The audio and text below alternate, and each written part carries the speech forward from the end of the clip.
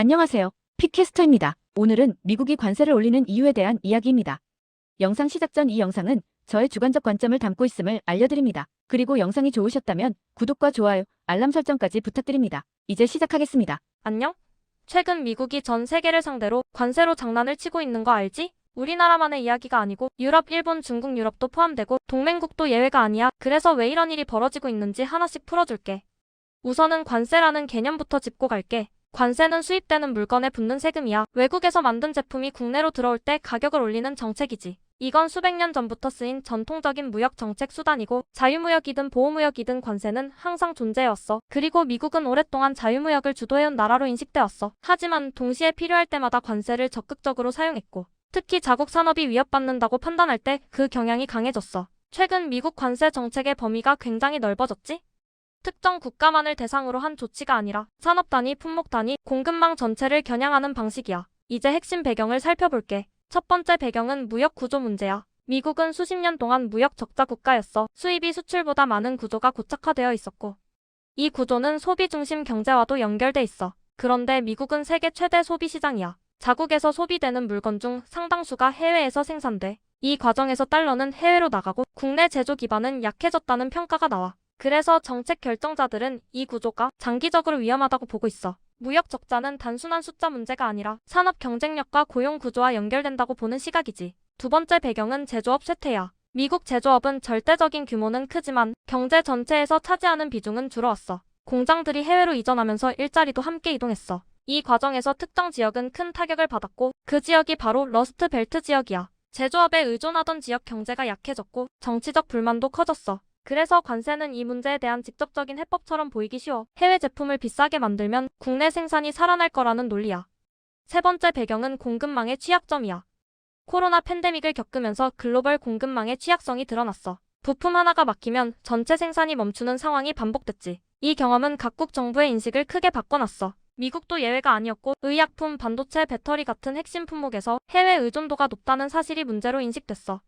그래서 관세를 이용해 의존도를 줄이기 위한 수단 중 하나로 사용하려는 거야. 이제 본질적인 이유를 더 깊게 분석해줄게.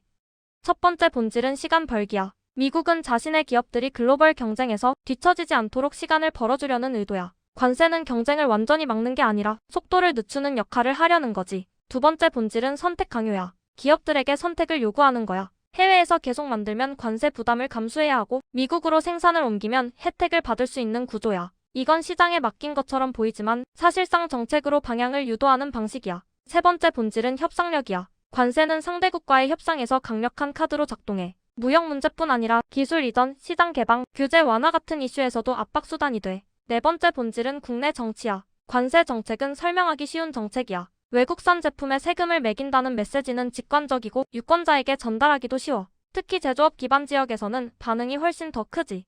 정책 효과와 상관없이 정치적 메시지로서의 힘이 있다는 거지. 이제 사람들이 자주 오해하는 부분을 정리해볼게. 첫 번째 오해는 관세를 올리면 무역 적자가 바로 줄어든다는 생각이야. 하지만 무역 적자는 구조적인 문제라서 관세 하나로 해결되기 어려워. 환율, 소비 구조, 자본 이동 같은 요소가 함께 작용하기 때문이야. 두 번째 오해는 관세 부담이 전부 외국 기업에게 간다는 생각이야. 실제로는 수입업자, 유통사, 소비자가 함께 부담하는 경우가 많아서 가격에 대한 전가, 구조가 달라지지.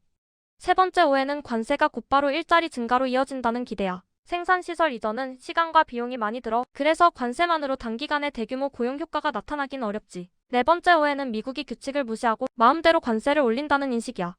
하지만 실제로는 자국 법과 국제 규범 안에서 해석과 논쟁이 동시에 진행되고 있고 현재 지금도 합법성 여부를 둘러싼 분쟁도 계속 이어지고 있어. 그런데 미국만 이런 선택을 하는 건 아니야. 우리나라 외에도 유럽, 일본, 중국 등 각 나라들은 각자의 방식으로 자국 산업보호 정책을 강화하고 있어. 전 세계적으로 자유무역에서 관리무역으로 흐름이 이동하고 있어. 다행히도 이 흐름의 핵심은 효율보다 안정이야. 가장 싸게 만드는 것보다 안전하게 확보하는 게 중요해졌어. 그래서 관세가 이 흐름 속에서 다시 주목받는 이유야. 그래서 마지막으로 정리하자면 미국이 요즘 전 세계에 관세를 올리는 이유가 하나가 아니라는 거야. 무역구조, 제조업, 공급망, 정치, 안보가 동시에 얽혀 있어. 관세는 단순한 세금이 아니라 방향을 바꾸는 신호야. 그리고 이 신호는 미국만의 이야기가 아니야. 앞으로 글로벌 경제 전체에 영향을 줄 흐름이지. 이걸 단순히 누가 옳고 그르다로 볼 문제는 아니라 왜 이런 선택이 나왔는지 이해하는 게 먼저 아닐까? 그래야 다음 변화를 읽을 수 있을 테니까. 오늘 이야기는 여기까지야. 궁금한 거 있으면 댓글로 남겨줘.